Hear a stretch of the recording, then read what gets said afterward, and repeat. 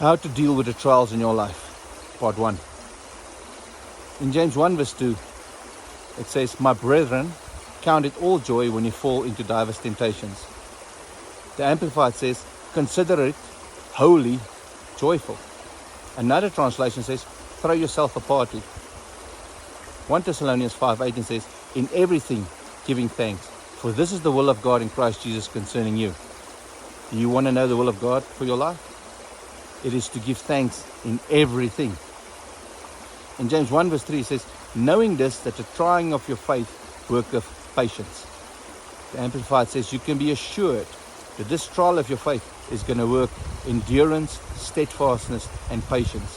You can be assured of that.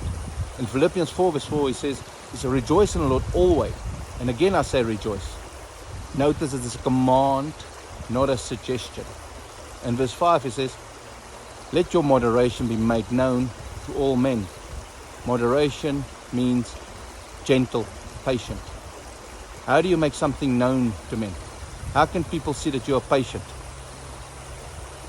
Can they see it by your short temper or by your anger? Or can they see it through your joy? In Philippians 4 verse 6 it says, "Be careful for nothing, but in everything by prayer and supplication, with thanksgiving, let your requests be made known to God." Here again it says, in everything, with thanksgiving, let your request be made known. In James 1 verse 4 it says, "But let patience have a perfect work, that you may be perfect and entire, lacking nothing." Notice that patience is the thing that's going to make you perfect. It's not the trial that's going to make you perfect. Because if that was true, then all the people that are suffering most in the world would have been the most perfect people. And we know that that is not true. Right?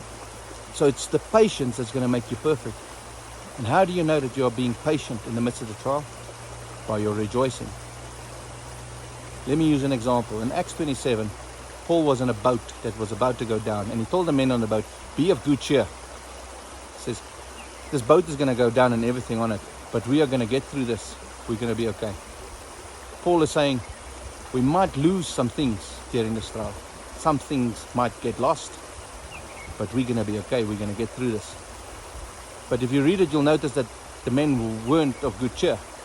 Only when they got to the land, in verse 36, it says, the men were of good cheer. They were of good cheer. Only when they got through the trial. Do you also want to wait until you get through the trial before you're going to be of good cheer? And if that is the case, how will people know that you are walking by faith? So rejoice in the Lord always. Again I say, rejoice.